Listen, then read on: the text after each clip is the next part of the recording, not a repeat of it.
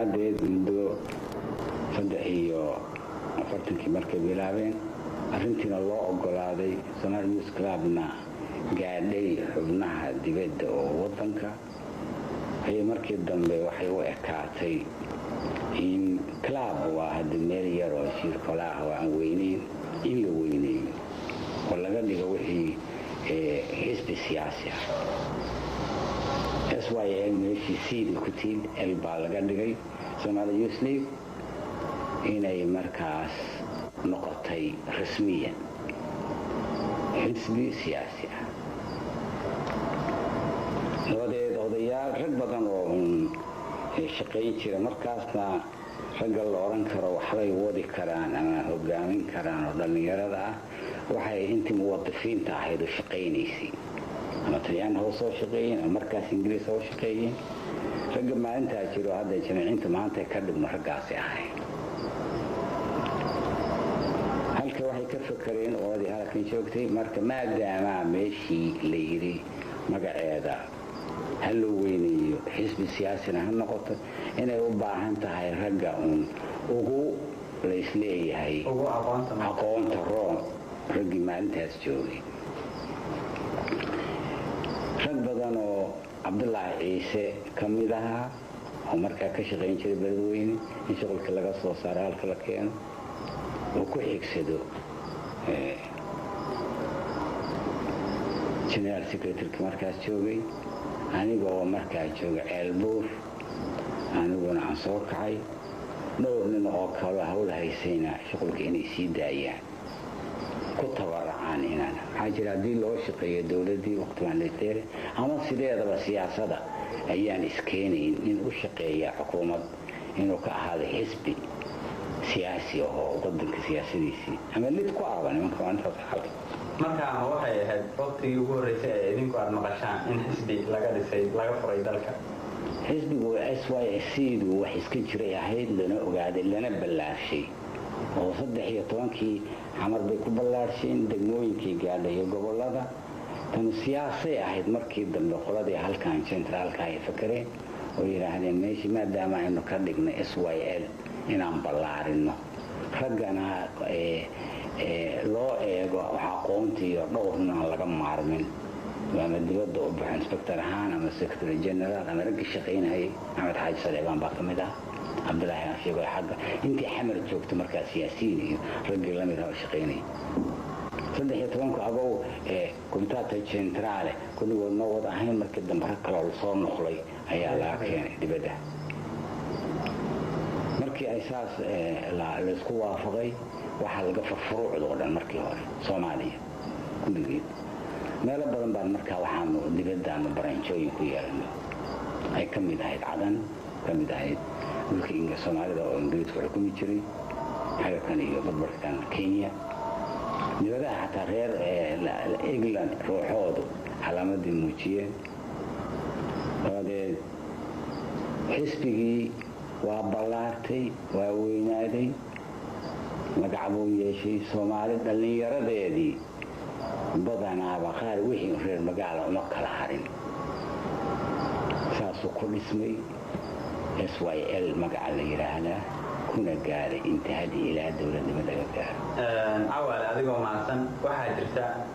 in qof walba uu halkan ku meel ka soo qaatay ama qayb uu kaga jiray haddaba adiga qaybta halkan kaaga aadanayd maxay ahayd ama waxyaabihii aad markaa ku qaybsanayd wallahi anigu waxaan ahaa qoladii dibadda looga yeeray banaanada magaalooyinka dibadda jiray saan sheegayay dhowrna aanu ahayn rag kale xamar bay joogeen aan hadda ka xasuustaa raggii dibadda looga yeeray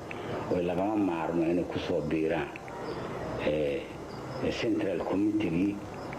aniga Cabdullaahi Ciise Cabdullaahi Badoon joogaan Ceelbuur baan joogay aniga taydu khaas ahaan 25 bay ahaayeen nimanka komitata centrale la yiraahdo central committee waa idaatul ulya oo dhexda marka ragna wuxuu ahaa ragga shaqeeya xafiiska jooga ragna wuxuu ahaa muwaadiniin iska ah hamiinka la imaanaya yimaada ragna wuxuu ahaa ragga dibadda loo rabo inay tagaan oo hawlaha dibadda laga qabanayo waddanka ama gudihiisa ama dibadda loo dira marka shardi waxaa ninkaas inuu ka madax bannaan yahay oo difno aan leegada ahayn oo aan shuqulkooda dowlaama nin uusan ahayn aniga tii aan ahaa idaarat alculya aan ka mid ahaa maaha waxaa ii qaas ahaa inaan ahaa special inspector oo bannaanada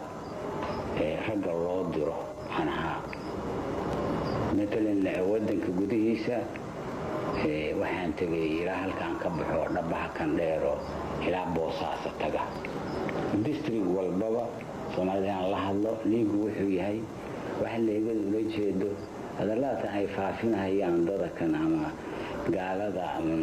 xoogaa iska jecelaa iyagoo Soomaaliha iska ahaadeen ama aan laba ahayn Soomaali inay dowladnimo iyo waxa ay raaga ay ku jiro anu ka dhacsiiyey aniga iyo nin la oran jiray Allah oo naxariista hadda dhintay Sugulle Maxamed la oran jiray waa inaad aadaan Shabeelle iyo Bari Mudug iyo Nugaal iyo Bari waa safarkii igu horreeyay aad iyo aad baan waxaan uga helay natiijo fiican dadkiina dhacsiinay inuu yahay leegadii oo markaa aan dadku u fahmayn gaaladii oo lacag badan wadateen hoos fooreysay wadankuna aan xusan qowmiyaduna ku yaray lacaguna meeshii soo gashay markii ku xigtay waxaa naloo diray Arligan region Ogaadeniya la oran jiro chairmanki presidentaha Maxamed Allah oo naxariista Maxamed Xuseen baan la socday dhowr baan ahayn anigu aan ka mid ahay wadneer iyo Qabridahro iyo qaas nimanka odayaasha salaadiinta Soomaalida in lala hadlo aan ka xasuustaa hadalweyna dhex maray markii dambe si fiican dadkii iyo dalkii oo xoga taray oo diila ka mid ahaayo hataa neeyib waxaad rabtaan dadka iyaga inaad ka dhigtaan leego oo la tagtaan maya dadku asiish inaan yahay waxaan ogeysiinaynaa inay Soomaali yihiin waaba yihiin waxaan beenaynaa ma jiraan taasna faa'iido weyn bay ahayd safarkaasna waan ku jiray tii xigtay waxay ahayd inuu jigjiga la xiray xisbigii leegada oo inta xira la yiri ay diideen ingiriiska iyo maxaa waxay ku heshay ilaa jigjiga reserve area in loo dhiibaa marka awal ingiriis baa dagaalkii markuu dhammaaday waqtiga goormu ahaa markaa waxay 3 iyo waxay ahayd 6 iyo 40kii ilaa 40kii ilaa 40kii in loo dhiibo oo lagu wareejiyo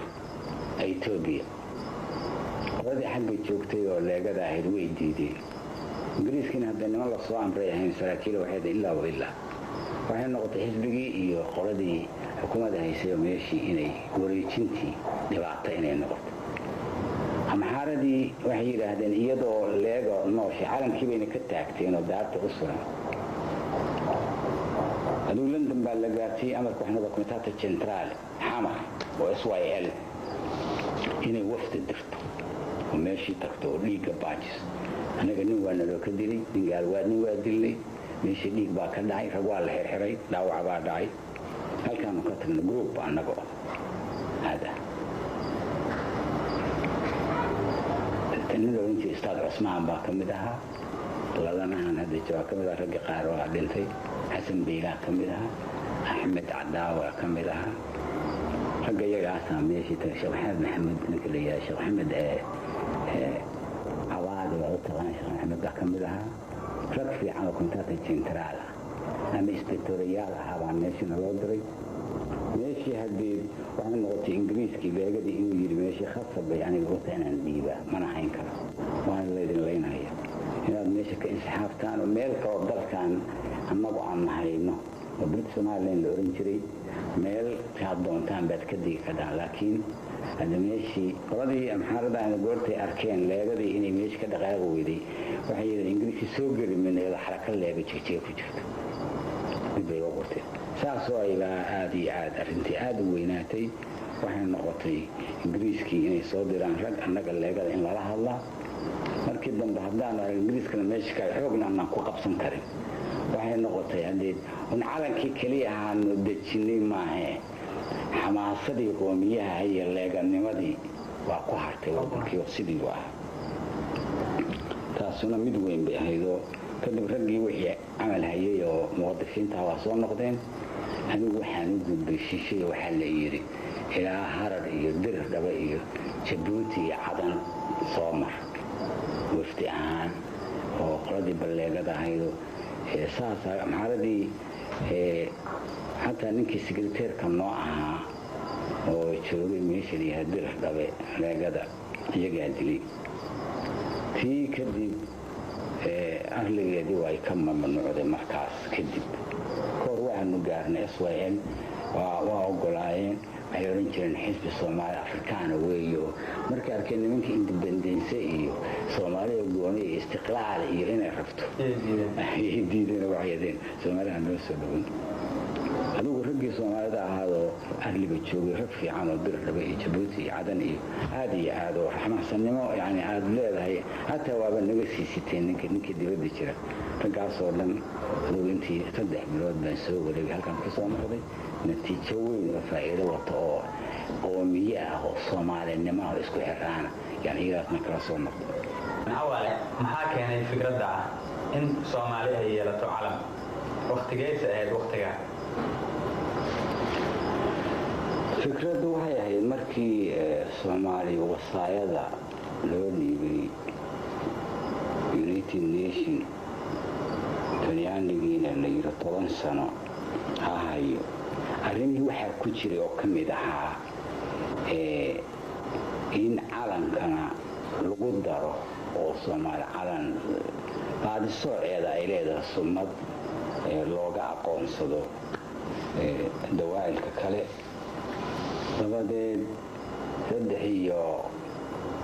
kontonkiiba United Nations waxay yidhaahdeen calankii waa in dhowr jeer ay talyaaniga talyaaniga xoogaa ka dabacsana markaan markii ay keeneen baarlamaankii horeeyo konsilya territorial la oran jiray sida tashriicu ahaa yaa la keenay in calankii Soomaalida laga hadlo oo Soomaalida calan ay leedahay markay isku raacdo konsilya territorial markaas loo diro United Nations ratifikada inay yani loo ictiraafo calan wadan ahaan sovereignty dabadeed meeshii waxaa dhacay dadkii leega maahee waa dad talyaaniga iska wataa sideedaba horta taas waa aan ku caddaynahayaa nin kasta xataa yidhaahda hoos baan ka dadka lacag baa la siinayaa leegadii haddee shilinkaas meensinaha oo shahriyaha iska qaada maahine lacag kaloo fundaa male wixii ay ku tabaracaan dadkaas muwadifiinta ah oo dadka shaqeeya iyo wixii uun gabdhahaas iyo odayaal Soomaali waxay ka soo geli jireen dabadeed sidii baa lagu heshiiyey annagu haddaanu leeganahay waxaa noo soo gashay kontata jentara qolo walba oo xisbi ah xisaabtii markaa joogtay hadday yaraato ama 7 ama 8 ahayd kuwii waaweynaa oo la ictiraafay inay keenaan qolo walba 3 nin ama 4 nin oo u joogto uga hadasha baarlamaankan Consilia Territorial Council-ka la oran jiray leegadii markaa waa keensadeen iyo koodi anigu waxaan ahaa markaas trade union organization personal dolestat waan u ahaa madaxana marka wixii shaqaalaha ahaadoo dhan oo Soomaali ahaa in kasta ahaadeen markay isu tageen nin la soo baxay la yiri aniga ila soo baxay marka anigu inta baan hawaalka ma aan ahayn dadkan la soo socdo leegado 6 nin bay keenaysaa 3 baa laga baxaya Afrikaanku 6 nin bay keenaysaa 3 baa laga baxaya adoo xis walba intuu keena bar yaa la qaadanaya iyagu dawladda markaas joogto talyaaniga unaduna waa deekiis waa la joogno 3dii waxa joogay majliska marka anigu saasan ku galay meeshii hadii la calanka laga hadlo maalintii calanka laga hadlayay oo arrintii waxa la calankiina waa inaad keentaan xisbi walba fikradiisa sida ay la tahay qolo walba xisbigii ay ku ahayd xisbi siyaasi waxay soo bandhigtay koodii iyagoo wata qolaba nooca yahay dabcan syl keedii oo karaawalkii iyo xidigtii quruxda badnaa iyo meeshii keentay anigu maxamed cawaale ahaan waxaan samaystay calan gooni ah oo cawaale aan kaa dhexgale shirka markaa ma idinku gooni idiin ahaa mase cid kalea jirtay oo markaa ku jirtay shirka oo ay dood ka dhacday oo markaa ay ka baxday shirka amaba ay marka hore ku jireen may shirkaba waxaa la yidhi waa in calankii lasoo hindisaa waa la dhowrayo waqti baa nala siiyey waqtigaas kadib qolo walbayba waxaa laydinka united nation baa soo dirtay adeeg waxay yidhaahdeen waa kan rag lagu joogay oo soomaaliya waa in calankii ay isku raacaan oo la garto ay gartaan saasaa naloo sheegay annagii baa marka nala yidhi keena calan annaga calankii anigu aan keenay wuxuu ahaa calan anigu aan nina ila lahayn taas waa aan caddaynahayaa maxay inuu shakigu ka baxo ama dad ii hindisay ama rag igala mashaawirooday ama anigu wax ii qarsoon baana waxaa jiray maalintii berrio kale la fariisanahayay maalan inaan anigu central committee baan ka mid ah committee central dalaleg inaan intago aan idhi calankaasaan wataa anigu waa aniga hadda shaqaalaha lama fariisto leegada meel gooni aan fariistaado leegadan inta barotaliyan balaayo oo dhan oo si ilxun baa lagu fiiriya waayahay baa lihi allah kugu barakay calanku saasaan anigu meesha haddii wax badan la hadlahayo laga munaaqashado intaan hadalkii la bilaabin taas waan ka soo dhaafee yaan waxaan idhi oo la yidhi meeshan maanta waxaa laga hadlahayaa ninkii jermanka marku furay calankii waddankan calan u ahaan laha waxaana goynaya nimankiina halkaan fadhiyo senator shiicib laydin yidhaahdo consilia territorial waddanka marka mucaabtiisii ah saas daraaddeed baa maanta shirkan waxaanu ku furaynaa calankii daraaddeed intaas markuu yidhi oo calamo badan la keenay anigu ma hadlin waa u dambeeya nin hadla waxaan idhi mr jerman anigu waxaan rabaa ninka ra-iiska meesha ka ah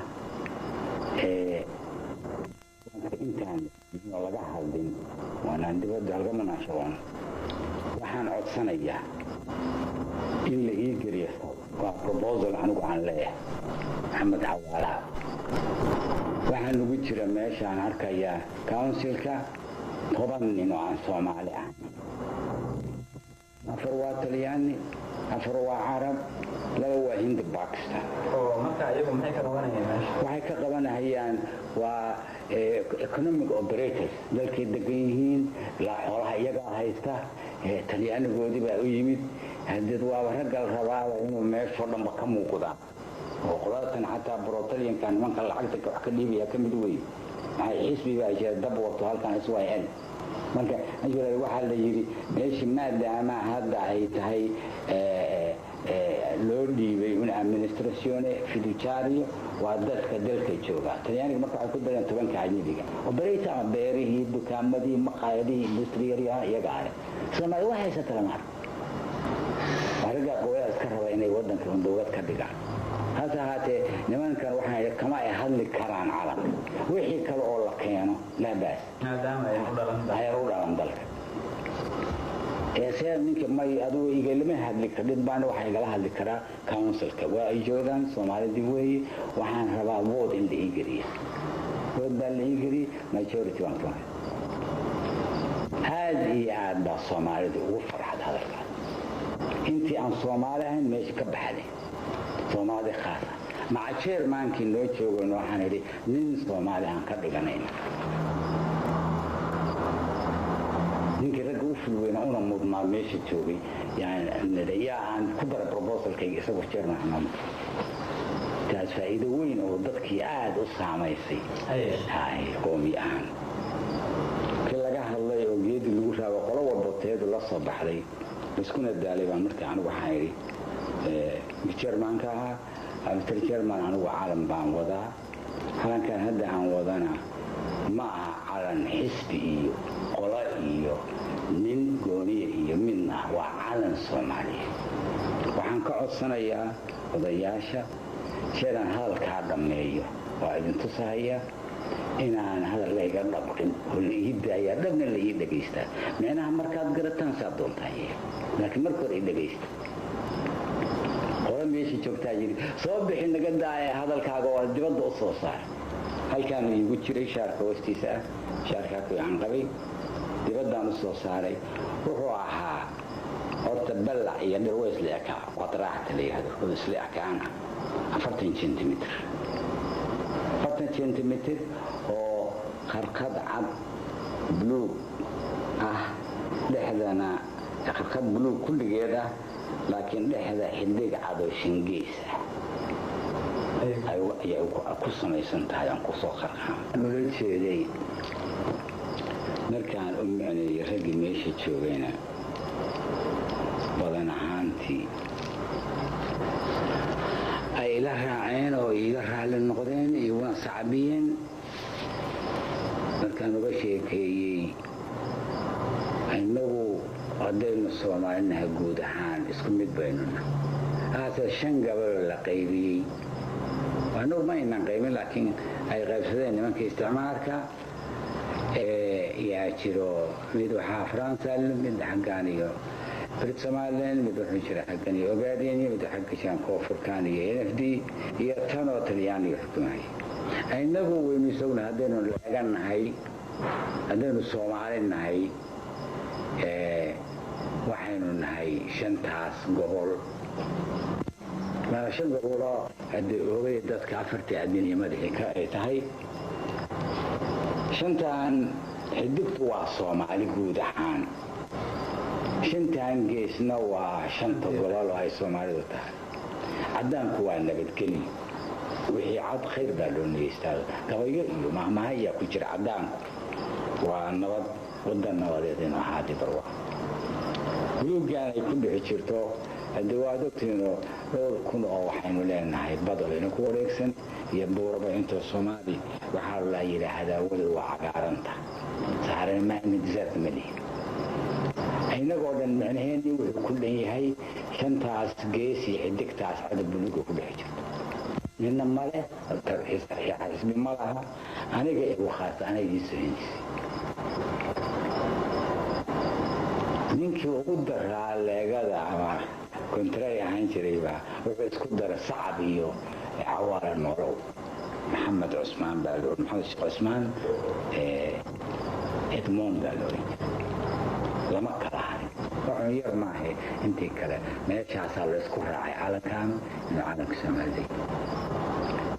واحد عيو كدن بي وشاس مركز علي قاضي ترياني عيدو ميشا مركز حيسي هاد بي وبحر معتي ارنتيو وحي راديين سي عالم كاس لسكو راعي اي صنعنا قنكي ويبقى 20 سنين باجر مثل واحد جري حسبي كان اي تركولور صدح دي الطلياني قاعد اسا يسوي حقين لكن اسكو قلبين هاي كلا بدلين لكن عذركي ساعتها صدح دي عقاركي عدانكي قدودكي دب يسكون وحبا الواي وحي هلا المركي الدنبي الله ييري aniga خاص ahaan iyadaan shirkii ugu soo celin ninkii noo ahaa chairmanka oo territorial councilka Dr. Gasbari oo yiri very sorry congratulations ana waxaa samaysay laakiin waxaan ka xumahay in gelin maxaa jira sida aad ogtahay calan qola leedahay qolada kale lama qaadan karto adduunku saas weeye marka maxaa u jeedaa xidigtan wuxuu ku qaldahay unione africana meesha Belgium halkan Congo yaa wuxuu lahaa dhowr region marka waxay ka dhigeen sidii dowlad overseas oo dibadda ah tiiba waxay lahayd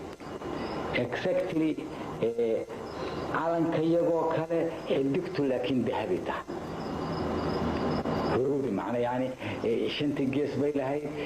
عالمكو وعقارها كايو كل بلوءها لكن أي شالتها فيما مركز وحا على يري تاسع جرت وحا يري مي كما ينام في السنة تايرو وعد تاس taasise waan ogahay baa waxaan haystaa minskeeda blokoto kulli adduunka dhan caalamada maanta jira ama ha ahaadeen taxta wadaaya ama ha ahaadeen dowlado mustaqil ah calankaad sheegaysaan waan ogahay waa midkaan unit Congo Belgium waa tiisuse waa dahabi taydana waa cadda adigu arrintii dib baa loogu noqday in indhaay ka waa markii xoogaa waa reer way soo waagtay waa lagu qaldami karaa maya markii xoogaa taan ku adkaystay bay farax ka qaadeen calankii sidaas ayaa lagu ogolaaday arrada keliga hadaw uradi adci dasidi dahan noqoye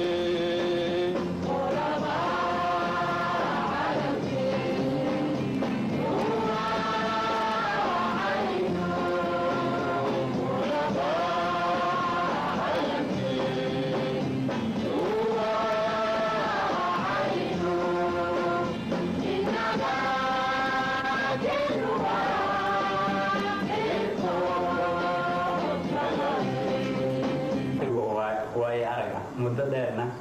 kusoo jiray halgan soona arkay dhibaato gumaysi maxaad kula talin lahayd dhallanta maanta jirta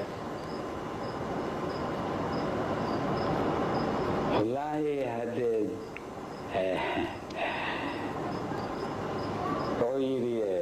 nin samayo maahmaahay farasigu macaan yahay ninkii meelku maray baa ogub waxay la tahay gudnimada iyo waddankaaga ha lagu xukumo qaraarka ay leedahay annaga aan og waxay tahay hase ahaatee waa u dhalasho oo ninku mar hadduu wadaninimo gasho khaas hadduu dhallinyaro yahay waxaad moodaa gees inuusan dhimanayn inuusan gaajoonayn inuusan baqayn waxaanba anigu ogaaday baqdintu ninka siniga wixii soddonka ka dambeeya gashaa wixii ka horeeya waxaad moodaa inuu geesi iska yahay nafta hore ah anigu waxay ila tahay inaan waddanka nin kasta fardi kasta meesha kaga habboon waajib bay ku tahay sida faraa'isha ilaahay nagu leeyahay waddan ma aha wax saaran